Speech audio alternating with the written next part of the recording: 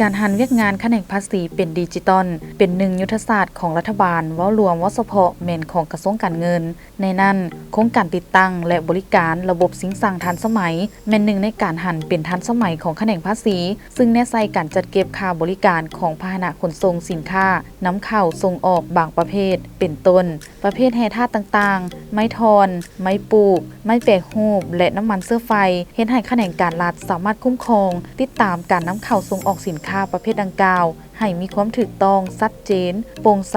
อัดซองวางการหัวไหลของรายรับและสามารถตรวจสอบได้สำหรับโครงการติดตั้งและบริการระบบสินสั่งทันสมัยปัจจุบันแม่นติดตั้งสำเร็จแล้วอยู่4ด่านสากลทั่วประเทศซึ่งในนั้นก็มีด่านภาษีสากลบ่เต็นแขวงหลวงน้ำทาระบบดังกล่าวแม้นได้เชื่อมต่อกับระบบการแจ้งภาษีอาซิกูดามาฮอดปัจจุบันได้สำเร็จ100 ส่วน100และได้เปิดทดลองนำใช้เข้าในการกวดกาสินค้าเป้าหมายของรัฐบาลกำหนดไว้เป็นที่เรียบร้อยตามคำแนะนำฉบับเลขที่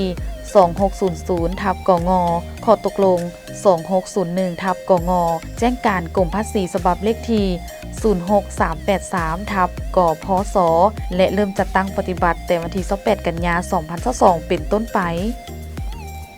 ระบบสิงสั่งทันสมัยเป็นเครื่องมือทันสมัยแบบล้มศูนย์เพื่อวัดแทกน้ำหนักด้วยระบบดิจิตอลที่มีความชัดเจนสูงสามารถกวดนับปริมาตรหรือน้ำหนักตัวจริงของสินค้าให้ถูกต้องชัดเจนเป็นเครื่องมือหนึ่งที่ช่วยติดตามคุ้มครองการนำเข้าส่งออกสินค้าให้ถูกต้องตามเป้าหมายสอดคล้องกับระเบียบและกฎหมายเพิ่มทวีการจัดเก็บรายรับให้ได้ครบถ้วนทันเวลาและโปร่งใสท่านวิรกรเกตวงศ์หัวหน้าด่านภาษีสากลบ่อเต็นแขวงหลวงน้ำทาให้ฮู้ว่าการนำใช้เครื่องมือทันสมัยเข้าในการปฏิบัติเวียกงานของด่านภาษีสากลบ่อเต็นเป็นต้นระบบการแจ้งภาษีแบบอิเล็กทรอนิกส์การชำระผ่านระบบสมาร์ทแท็กชำระค่าภาษีอากรและพันธะอื่นๆของบุคคลนิติบุคคลและการจัดตั้งนำใช้เครื่องฉายแสงช่วยในการกวดกาสินค้านำใช้ระบบ Easy Pass เก็บค่าธรรมเนียมต่างๆผ่านระบบธนาคารระบบคุ้มครองพาหนะเข้าออกบ53นำใช้ระบบแจ้งภาษีประตูเดียวแห่งชาติซึ่งด่านภาษีสากลบ่อเต็นเป็นหนึ่งใน4ด่านสากลที่ติดตั้งระบบสิงสั่งทันสมัยคุ้มครองด้วยระบบอิเล็กทรอนิกส์เพื่อรับรองการติดสั่งน้ำหนักของพาหนะขนส่งระบบดังกล่าวมีความสะดวกในการติดตามคุ้มครองกวดกาสินค้าตัวจริงในเวลานำเข้าส่งออกสินค้าต่างๆผ่านด่านซ้ายแดนเซ็นจำนวนน้ำหนักและปริมาตรตัวจริง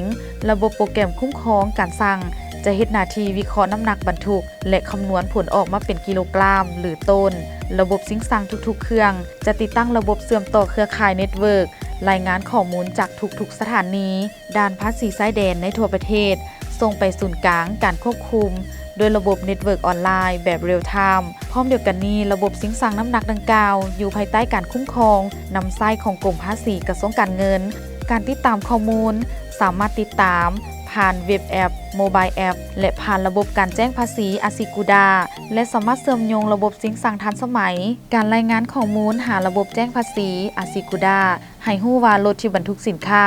ที่ติดสั่งน้ำหนักถูกต้องตามเอกสารใบแจ้งเสียภาษีแท้หรือบ่มีความผิดเดียงหน่อยหลายปานใด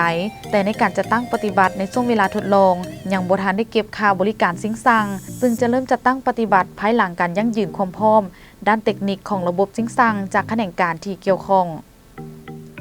โดยรวมแล้วระบบสิงสั่งทันสมัยเป็นระบบที่มีความว่องไวสะดวกให้แก่ผู้ประกอบการสามารถตรวจสอบข้อมูลได้ทุกทีทุกเวลาแบบเรียลไทม์และการชำระค่าบริการก็ผ่านระบบแท็กลิสต์ที่มีความปลอดภัยโปร่งใสและสามารถตรวจสอบได้